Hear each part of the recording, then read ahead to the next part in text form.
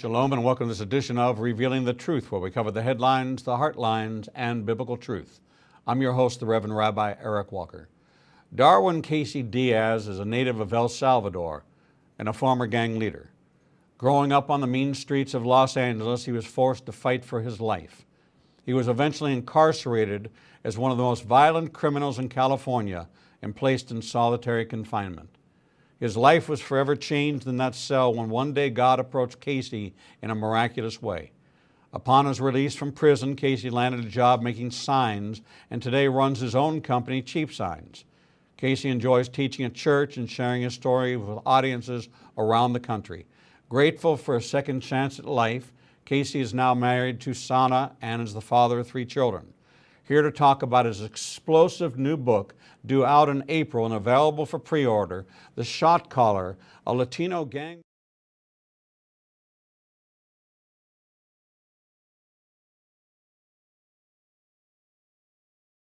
Revealing the Truth. Thank you so much, Rabbi Eric, for having me on your show. Well, it's an honor, and your story is an amazing story, and I want you to take us back.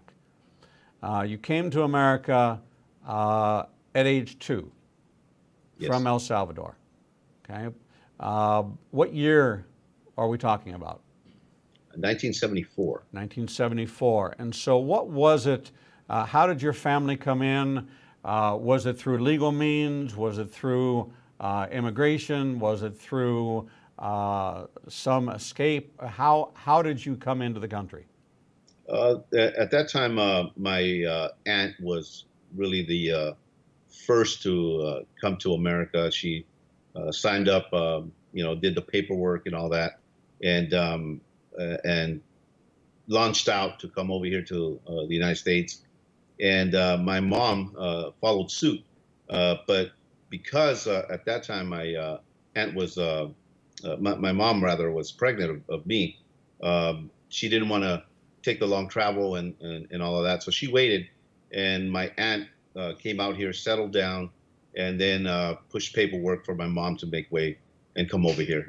This is right before the El Salvador Civil War had started, so it was a troubling time at that time. So you grow up in America, in the streets of Los Angeles, and because you're from El Salvador, you're growing up in a community where your aunt settled, you're surrounded by other what we would call locals. Yes. And how were you first introduced and first indoctrinated into a street life of growing up in LA? Well, in the neighborhood that I lived in, it was rampant as far as drug pushing and the local gangs taking over. It was a rise of the early 80s of, just all this craziness that was going on in both South Central Los Angeles and the Rampart District. I was about 10 when I started to see and become aware of my surroundings, and it took one guy that was one of the older kids from the neighborhood that had just joined. And I asked him several questions about, what it involved and what was this whole gang life about. And in a nutshell, he enticed me with just the party life, the fast cars, the girls, and all of that, and it just intrigued me. And my mom worked very long hours, and she still does actually. So having her leave the house at 4 in the morning and not seeing her until 11 at night, 10 at night, and then my dad, of course, being out on the streets and heavy drinker, very abusive father, the streets became that's who embraced me. And so I took a liking to that. That became a family to me. And that was the intriguing part, that I was accepted in this circle of influencers of those times on the streets. And it just pulled me in. And, unfortunately, I took to it, and I became a gang member at a very, very early age of 11.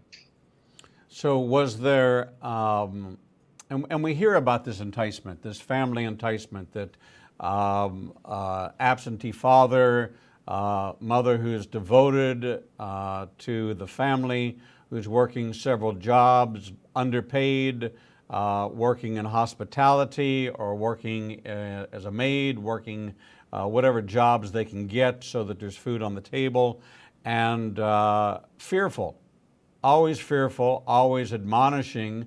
I'm sure you heard that admonition from your mother, you know, don't hang out with these guys, stay away from them, go to school, do these things. But when you're left on your own, who do you have? And so this was their value proposition to you that, listen, you don't have an active family life. We'll be your family. You come alongside of us, we'll protect you. We'll make you a part of this. And so was there an initiation for you to become a part of it, or did you just ease into it kind of naturally? No, there was an initiation. In every LA gang we have what's called the jump-in, and usually different gangs do it different ways, but it's still a jump-in, which they select a handful of gang members, and they jump you. They jump you and punch, kick, and sometimes they hold it for 13 seconds, or they'll spell out the gang name very slowly, and that's your initiation into the gang. So for me, it was that 13-second rule, and it was done by three guys, three of the hierarchy guys in our gang, and this is the thing that all three of the guys that jumped me in were eventually the main guy, who I mentioned in the book by the name of Rabbit. He was murdered, and the other two became murderers. So that just goes to show that the caliber of young men that jumped me in, it was a whole different league, and in every gang, it has stages, and they have, there's elements of, here's your foot soldiers, here's the guys that do the dirty work here, here's the guys that, go out and collect taxes from businesses. And so everything is very organized. As I think people sometimes get naive and think that these street gangbangers are just, they don't know what they're doing. But it's you'd be very surprised on how organized these Los Angeles gangs really are. And I think it needs to be a waking moment, especially in society today, in what's going on with the Caravan, with MS-13 and all these other gangs. And I'm looking, and I just drove down the street not too long ago to my old neighborhood. My mom still lives there, and I'm looking at all the gang writing that's coming up and surfacing all over again. I know exactly what that means. It means that everybody that's been in for a long time, they're coming out, and a lot of them are not born again. A lot of them are still going back to the same old thing that they were. The last thing they saw, they're coming back, and now it's their sons, it's their it's their younger brothers who are taking that baton. And I'm very secure in saying that if we don't wake up, we're gonna see Los Angeles all over again in the 80s here in 2018 if something is not done and we're not awake in this moment. The cry of border protection, that we're letting in gang members, that we're bringing in and fueling and funding, and it's become this political football. There's a great deal of truth to it, and you're seeing that with your own hand and testifying to that being problematic. Now, early on, what job did they give you, or did they woo you in by just treating you well until they got you fully entrenched? Well, the guy that took me under his wing, that you'll read in the book, this is the guy that everybody knew him. He was very, very popular in the gang and amongst even other gangs. He had made a name for himself. And so he's the guy that, for whatever reason, took a liking to me and put me under his wing. And because I was his sidekick, and I think it was embraced because I was very young and he was much older. I think the rest of the gang saw that he had favored me. And so that name was already being built within the gang, even at that age. And so him grooming me for the, several years until before his death, that it was almost like, if Rabbit thinks that this guy is good, then he's good, and he co-signed for who I was very early, and that name became a little great name on the streets of Los Angeles. And pride and the arrogance and the violence that took place in my life, it fueled. I liked the fear that it caused in even my own gang members and those across Los Angeles, and I fed off of that. And it just, one thing led to the other, and the next thing I know, I'm doing time very early in life. So what was the original incarceration for? Well, my first stint at in juvenile halls were, I think it was a robbery. Initially, I was like 11 years old, somewhere on there, and there was assault with deadly weapons. They would raid my apartment, my mom's apartment. So it was just a series of things until I was arrested for a murder at my 16th birthday. So you tried as an adult? Tried as an adult. And this is the stage where California, the law was just, they were fed up. The authorities were fed up that, prior to me and our little busload of little convicts, they were giving these lenient sentences for murder. So I had guys that were only serving 4, 5, 7 years for murder at that time. And, when you're 15, 13 years old and you're committing murder, that's all you're going to get. So it was an easy way out. You went to the California Youth Authority and you were out within the maximum of 7 years. So California put their foot down, and seeing the violence that was going on in Los Angeles, decided, let's try these guys as adults now. And I was in one of the first handful of inmates that would partake of that. So in your case, you went to trial. Yes. You built a defense, which was the evidence against you was irrefutable. Yes. You were convicted by a jury. Yes. And sentenced to how many years? 12 years, 8 months. 12 years and 8 months. And any time off for good behavior, any eligibility for parole? Yes, I was eligible for parole. And again, in that time, 12 years was a long time. So this was that was a long time back then. This is right before, 92, when they started giving life sentences, because it just kept getting worse. Right. So me getting 12 was a big deal in there at that time for that age. And it was, actually, I went through 3 trials. The first 2 were mistrials.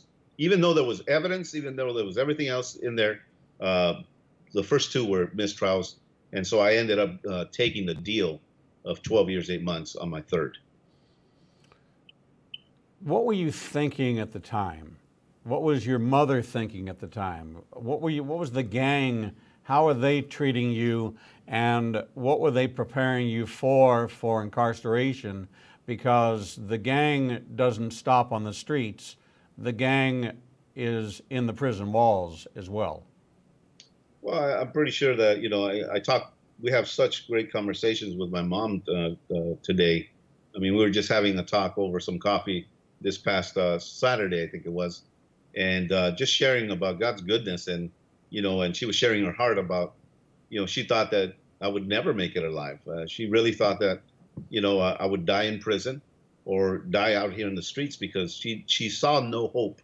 Even as a mom, she saw no hope for me being her son. She saw no hope. And so it was, hearing it from her over some coffee, it just it moves your heart. And it really just, it affects you as now as an adult, as a believer. I put my mom through so much heartache. And, I found myself apologizing to her over this coffee. But she just loved all the way through, and just, she was worried for my life.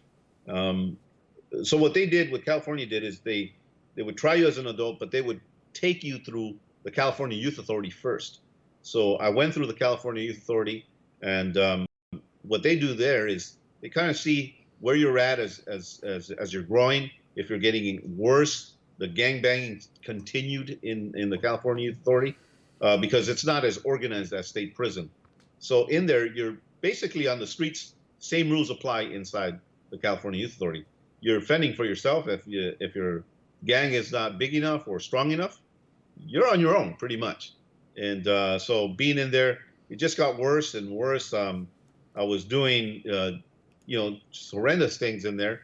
And at some point, the California Youth Authority said, well, now that he's not doing well here, let's move him to what's called YTS.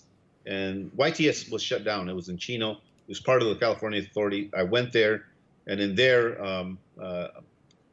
me and another inmate who was of my gang ended up strangling somebody in there and almost took his life as well. And at that point, they were just fed up with me, and I was determined that I wasn't fit for California Youth Authority, and then sent to the county jail. And so from the county jail, which was different than a prison, this was a jail, so it operated a little bit different than a penitentiary operated. Yeah. Were you reunited with other gang members that you knew? Did you take a position of leadership in there? Did you rise up? Was your reputation intact in this new location as well? Yeah, so on the streets of Los Angeles, I had gathered such a big name in there, and that they actually started calling me the famous Casey. That was actually a title that I had earned on the streets in the 80s. So me stepping into the LA County Jail, immediately I was recognized by some of the inmates. I tell one of the stories in there is that, I'm in Wayside in maximum security there, and as I'm brushing my teeth, this guy from 18th Street comes in, and he recognizes me, and he gets my attention, and he says, "Hey, you're Casey from Rockwood," and I said, "Yeah," and he says, "Nice to meet you. I was there when you stabbed my homeboy in the eye," and he shakes my hand, and that was such a big sign of, that's respect in there in that culture. That's a big deal, and that got to my head, and I thought, I got these guys on the palm of my hands. And so in that place, I was holding all the shanks, all the county jail shanks for that dorm, for that pod, and there was 13 prison made shanks or jailhouse shanks that I was the one that distributed and held on to them. From there, I went to what's called the gang module, and the gang module in the county jail in downtown Los Angeles. This is before the towers were even built. The old central jail had a unit that's called the gang module, and in there, that's where LA County houses the worst of the worst gang leaders. Our jumpsuits are different than everybody else. They were blue and white, and it's an old. If you ever saw any of the old Alcatraz movies, yes, that's the old Central Men's Show is like. It's exactly like that, and we were housed there. So once you make it in there, you're a made guy now within that system. So did you find that you were still feeding off the adrenaline, still feeling off the power, not really feeling incarcerated, actually elevated, promoted to the highest ranking position within the criminal system? You've risen to a top inside leader of a gang that really wasn't any different for you than on the street. You just had to work the system from within the confines and construct of the penal system as opposed to the freedom of the street. Exactly, and I did feed off of that. I felt the adrenaline was there, the power, the strength, the meetings that I was able to call in there, and having just surrounded by nothing but murderers. I mean, that's what was around me, and it's a bunch of thirsty and hungry lions that are ready to do whatever it is for you. And so that I was driven by that. and I fed off of that. And unfortunately, yeah, I played the system. I knew that this is I can get away with stuff like that. Now I don't even have to do the dirt. And so yeah, that's I kept going up and up and up until where when I was getting classified to go to there's two state prisons that there are reception centers here in California, and that's Wasco and Delano. And when you get to Delano or to Wasco, you spend about 90 days in there, and they classify you. This is where the point structure of the state prison in California, CDC. I don't know how it works now, but back then they had a point system of 1 to 100, and that's where you're classified. This is where they find out who you are outside and inside of their confines. And for me, I went up there with 97 points. That's a lot of high security for a guy like me. And so for someone like me, I couldn't be around regular inmates at that point. And that's why I was sent directly to a secured housing unit. So this is where you were placed in solitary confinement. Yes. So here you are, your world is shattered, your power is seized from you, and now you're alone.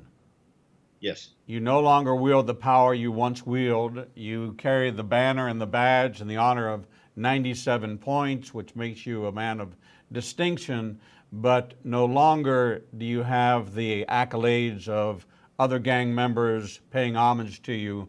You're now there alone with yourself. How long in the day were you spent in the confines of solitary confinement? Were you given any yard time? Were you given any outdoor time? The state of California gives you an hour, mandatory hour, out of your cell. And basically what happens is you're coming out of your cell, extracted from your cell, and you're just going down a hallway, really, and into a bigger cell is really what it is. And you're in there by yourself. You have a handball, and a pull-up bar, and that's all you have. That's your recreation. It's just a bigger cell. And after the hour's done, you're back in that cell for 23 hours. And, back then solitary was, I know a lot of people watch Lock Up and shows like this, and they show solitary confinement now. And there's a guy with another guy in there, and there's a TV. There's like the cell looks like a 7-Eleven with all the goodies, and right. And that's not solitary to me. That's not what I had to go through. Solitary when I was there was you had a pair of boxers, a T-shirt, one sheet, and that's it. You didn't have nothing else. They gave you a roll of toilet paper and they told you make it last, count the squares. They actually told us that, and that to me was solitary. And you didn't have a cellmate with you. It was by yourself, 23 hours of the day, and that extra hour outside of yourself. That was my experience in there. So what's going through your mind now? What's processing in Casey as all of a sudden his freedom, his power, his authority, his swagger is taken from him, and he really now is facing for the first time in your confinement, you're now facing the real punishment. Before it was just moving from the street to inside the department store and had free reign to go where you wanted, to call the shots where you wanted. Now you're confined to this small cell. How big is the cell? 8 by 10. 8 by 10 cell. This is now your new home. No power, no authority, no communication. You're left alone with your own thoughts. Right? You've got a roll of toilet paper. You've got a pair of boxer shorts and a T-shirt, so you got nowhere to go, nobody to be seen, nobody to talk to, nobody to rap on the pipes with. You're cut off from all communication. And what's going through your mind now? I think what initially was just and as crazy as this sounds, as a gang leader from Los Angeles, to me it was like, this is like Harvard to me at that point. This is like Yale. I made it to the top, and so it was a power trip even while I'm in this cage, and you'd be surprised. I mean, I won't share too much into it, but you still have you still have the power to call shots from within that chute. So it wasn't that I was stripped away from the power. It was that I'm just confined, and I'm in the inner prison of the prison, is what they're doing. So you're still able to pass messages somehow through some method to get the Yes. word out as to what you want to have happen. Yes, and there were several methods of doing that, which I won't get into detail, but Of course. there was many ways to send what we called kites through the prison system, even out to the streets. Now, were you given reading privileges?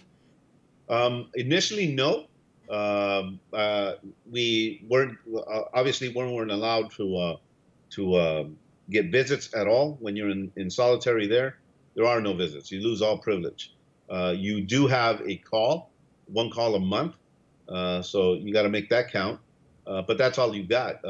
You were cut off of the communication as far as talking to somebody outside on or having that visit, that contact.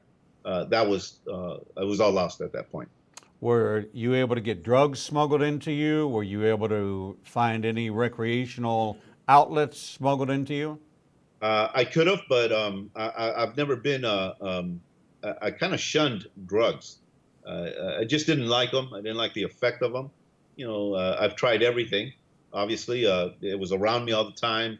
It was very easy to get, both out on the street and inside, in every penitentiary that I was in. But I was just not a fan of it. I always liked being in my five senses, and so I dealt with, which made my crime even worse, because it's not that I'm being controlled by a substance. I'm doing this knowingly, Yes. going out there and causing this type of harm. We're talking with Casey Diaz, the famous Casey, author of a stunning book called The Shot Caller, a Latino gangbanger's miraculous escape from a life of violence to a new life in Christ. We're going to leave Casey right where he is in solitary confinement in an 8x10 box without any outside contact except for one phone call a month. We're going to take a short break, and when we come back, we're going to talk about the transformation that began to take shape in his life and the event that changed his life forever. We'll be right back. Not everything that makes the headlines has biblical importance, but many events that happen around the world do, and you never hear about them. Igniting a Nation is pleased to teach Revealing Prophecy every Tuesday night at 7 p.m. at the Marriott 280 in Birmingham. We will cover worldwide events and insider information that will connect the dots of what's happening around the world with biblical prophecy.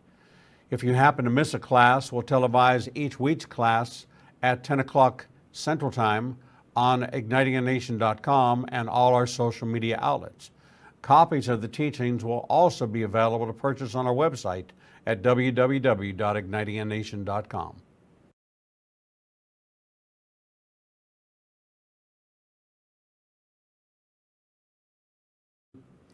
The Lord meets you right where you are, and so does Igniting a Nation's new live streaming outlets. You can now watch Revealing the Truth, Revealing the Bible, and Prophecy Revealed simulcast live each Monday through Friday from 10 a.m. to 1 o'clock p.m. Central Standard Time on YouTube Live, Facebook Live, Vimeo, Periscope, and through our website, www.ignitinganation.com. No matter what device you are using, our program will automatically scale so you won't have to miss a single program. And if you happen to miss an episode, you can always subscribe to the Igniting a Nation YouTube channel and access over 1,000 interviews and never miss your favorite authors, special guests, and topics that interest you the most.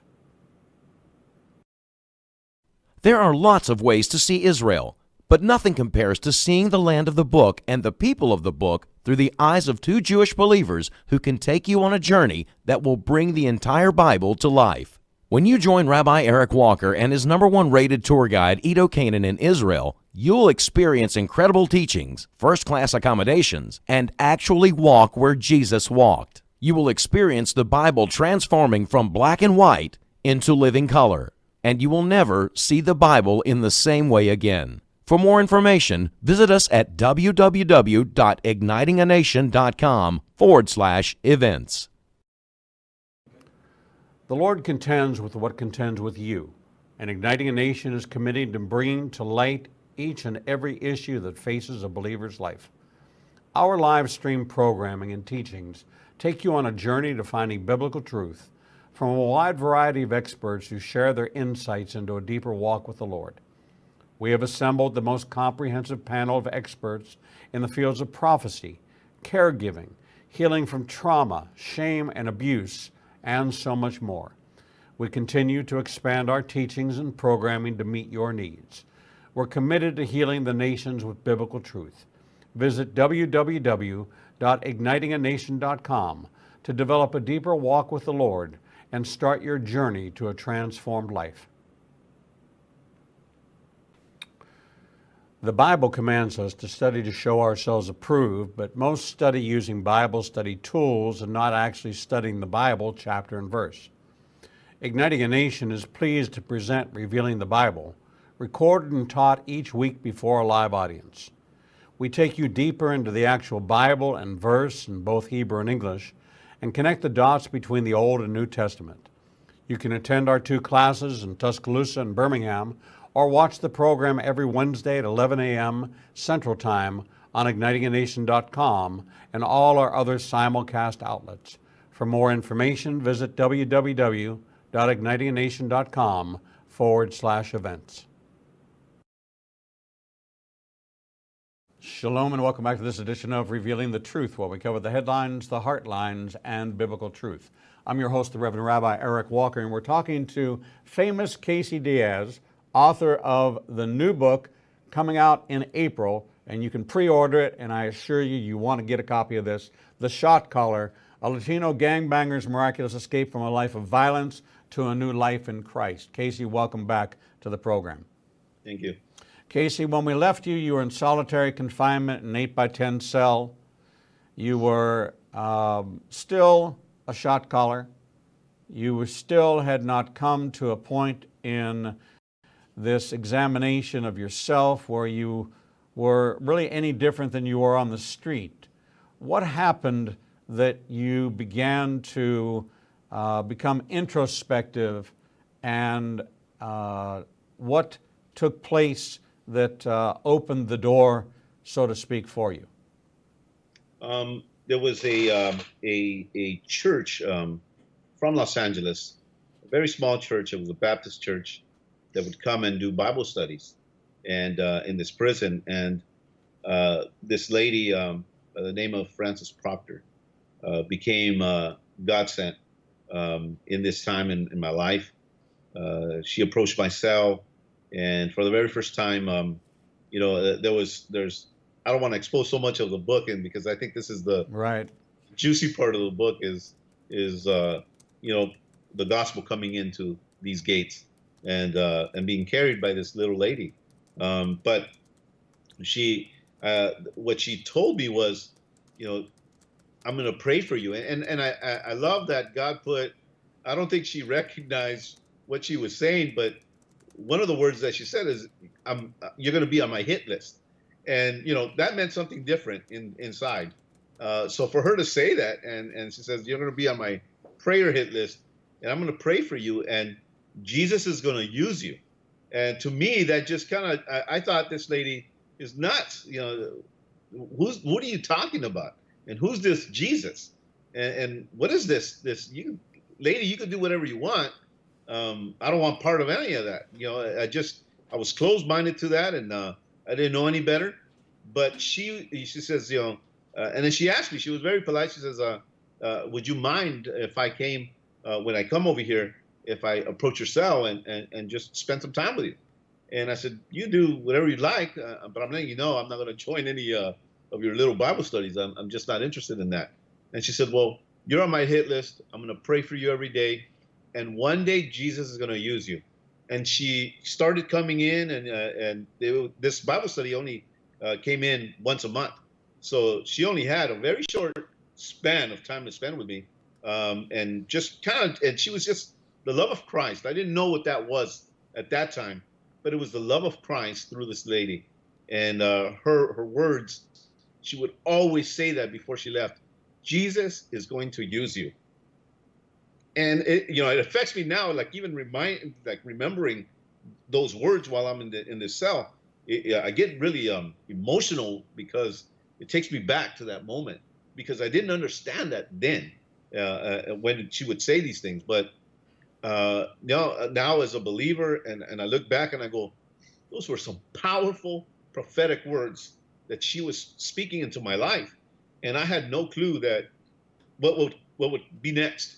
I had no idea what would happen in that cell.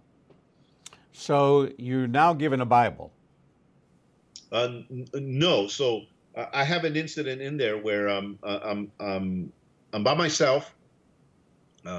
She's not around, and I saw something on my wall. It was like a movie, a reel, the old movie reels, the little square things. Right. And I could hear that noise. I could see on my wall defining moments in my life as a child. And as far as back as I can remember, I can see footage, actual footage on this wall. And I can see, from the first crimes that I committed. And I could see from as it progressed and got worse. And I could see a man carrying this cross. And this man, I know that this man, whoever this man was, he was looking dead at me. I couldn't see his face. I can't tell you what his face looked like, but whoever was carrying this cross was looking straight at me.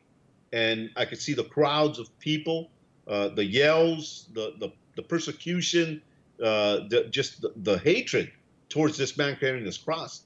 And I got to see the nails on the hands and on the feet. I had never, ever had anyone explain to me the life, the birth, the life, the death, or the resurrection of Christ. No one had ever explained that to me. I had never opened the Bible prior to that. So to me, it was just like, what am I looking at? What am I seeing? But I know that something's about to happen. I just don't know what it is. And it wasn't until I see him hanging on this cross that he calls me by my first name.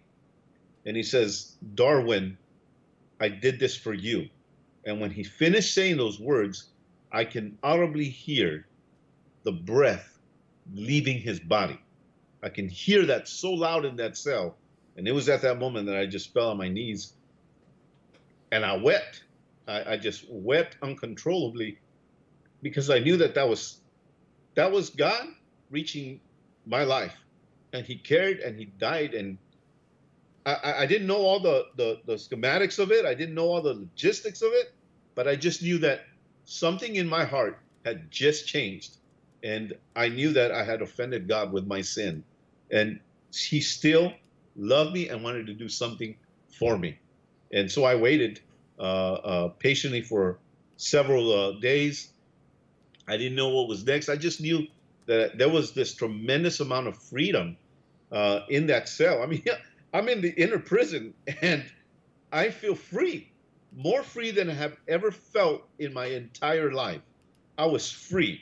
And I know that it was sin had just ripped off out of my being. I knew that the righteousness of Christ, I didn't know exactly what that was. Now I know, but at that moment I knew something had happened in my life, and it was undeniable. So several days into it is when I heard God's voice again. And again, I'm on my five senses, and I can hear his voice telling me to get up and to knock on my gate 3 times and ask for a chaplain. I didn't know what a chaplain was. I had no clue what a chaplain was. But I followed the instructions. I went up to my gate. I banged on it 3 times, and it just so happened that there was a guard, a CO coming down the hallway, and he asked me what did I need. And I said, I'm supposed to talk to a chaplain. And he thought I was, acting funny. And he questioned that. And I said, look, man, I'm supposed to ask you for a chaplain. And he did that. He came back to my cell, a little piece of paper and a pencil about this big. I had to fill it out, give it to him.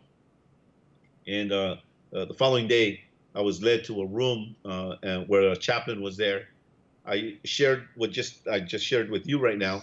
And he opened up his Bible and he read to me the life of Jesus, just right there. And I just broke, and he broke, and we're weeping in front of each other. I was given a Bible, a paperback Bible, at that moment, and he explained to me salvation, and I knew that that's what had taken place in that cell. He gave me a paper Bible. It was a King James Bible. So I went to my cell, and I just started reading this thing. And I thought, you read the Bible from just like a normal book. So I started in Genesis, kind of lost track and interest at Leviticus, because I'm thinking that's a lot of names. And why is this? I didn't know how to read it. But it is so amazing what the Holy Spirit does into leading us into all truth. And it wasn't until a little bit later that I finally got to the book of Acts, and in the book of Acts, it just all made sense.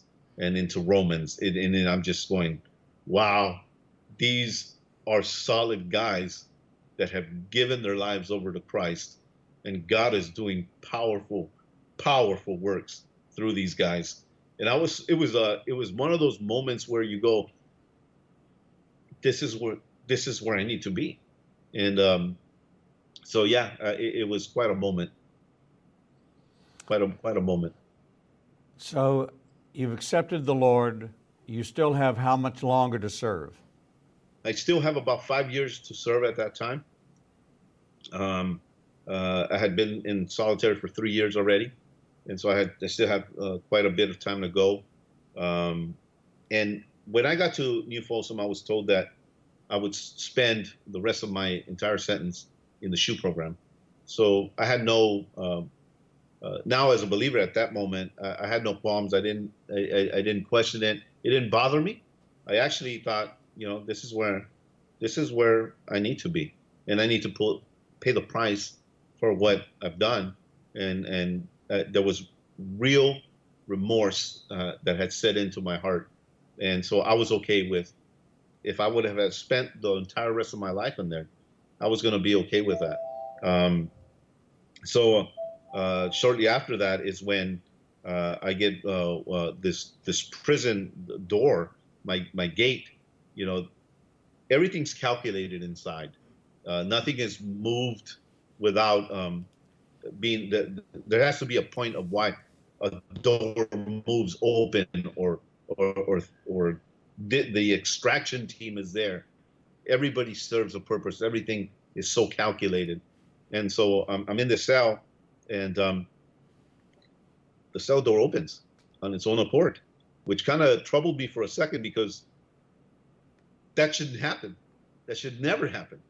But it opened on its own accord, and there's the warden and the gang coordinator there, and they step in, and there's guards there, and they said, "We don't know why we're doing this, but we're going to put you in mainline." And God had told me right before that, right before this gate opened, my cell door opened, God had told me that when I was to get out, that I was supposed to get a gang meeting together with some of my guys and let them know that I was no longer part of this, that I was now a Christian.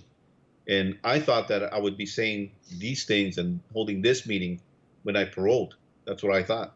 But there was a change of activity, and now I knew those words rang true, and they were very important for me to share on this yard. So when they put me on mainline, the first thing that I did was call this meeting, and I let everybody know that I was no longer a part of this organization, and that I was a Christian. Immediately, those that were there, they didn't say nothing. They just turned around and walked away. And I knew that at that point, there would be a green light on my life, meaning I was no longer any good on the yard. And so things had to happen. And I was okay with that as well. So during the rest of the time you served in general population, were you attacked, or did you have issues that arose that you had to escape from? The Lord protected you from that. How did all that play out for you after you had made this public profession of faith? A hit was put on my life, and so I accepted that. I knew the prison politics. I knew that somebody of my caliber, they weren't just going to let them walk free, uh, not not at this time. And so for the next 2 years, it was very, very trying. Um, uh, there was times when I would, and here's the thing: I think that a lot of us have been kind of confused in the sense that we think that once we become born again, that the birds chirp, the sun is shining, and that we just skate through life. And sometimes that's not the case. All of the time, it's not the case. Through various trials and tribulations is what the Bible tells us, and we got to be ready for those things. So I went through 2 years of just, I would be in a chow hall, I would be in a yard, and the next thing I know, I was getting jumped and and getting just pummeled by inmates. But that there was still a sense of pride in me that I didn't want to go into a protective custody unit, what's called a sensitive need yard. I just couldn't do it. So if you're going to take me out of the mainline, out of regular population, it's going to be through a body bag, but I'm not going to punk out. And so that stuff was still in me, that pride still, it was still in there, even as a believer, it was still in there. And so I had to endure that type of hardship and that kind of persecution throughout these 2 years. But man, did God do some amazing things through that. I learned so much through that.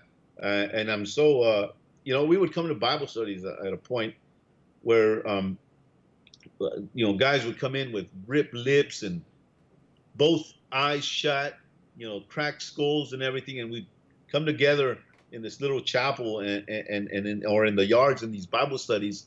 And we were thankful. We were thankful still. We were still praising God that, God allowed that and God protected us and we were still breathing. We were still able to come together in the yard for these Bible studies. So, God had his way and there was a lot to learn in those 2 years. And I'm grateful for that. So you came out, you finally were paroled? Yes. So you finished, so you had 3 years left on your sentence. So having to check in with a parole officer, get a job, subject yourself to the scrutiny of accounting to someone. You landed a job making signs, somebody who was willing to help a convicted felon. Was that a believer? That was a believer. And he was another, I say it this way. It's God's like a master chess player with our life. Yes. And he moves these, pawns and kings and queens around this chessboard. And he does favor and he blesses us and he brings people that are that just have a heart for him and he moves them in their hearts and in their lives to help us. And he was one of those individuals.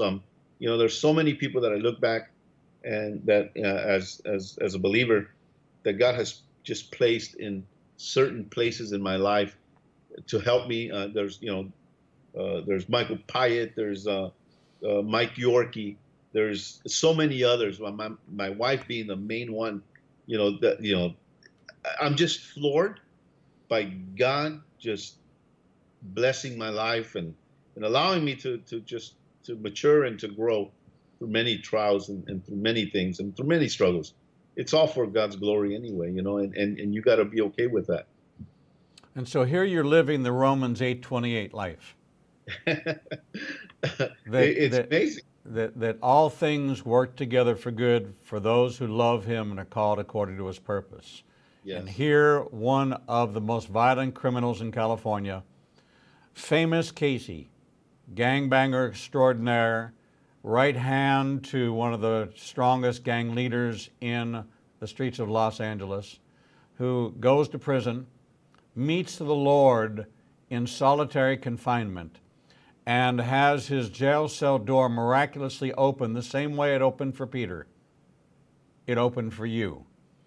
And when you step through that door as a believer, your life was transformed. And although you suffered hardship, you endured that hardship. And you were willing to endure that hardship for the sake of your faith, knowing that you would not deny the Messiah no matter how many times you were beaten. This was your own personal test, the own personal mantle you put on yourself that says, I will not back down from my faith. I will not deny my Messiah, even though you may slay me. All right? If I perish, I perish. The very words of Esther herself. Amen. And the prophetic word of the woman who visited you in prison, who spoke over you when you were in the most prideful state you could be in, the most unaware of God and God's plan for your life, put you on her hit list and prophesied over you that you would do great things for the kingdom. Casey, it is an amazing story. It's an amazing story of the God of reconciliation, the God who redeems, the God who takes us out of the filth.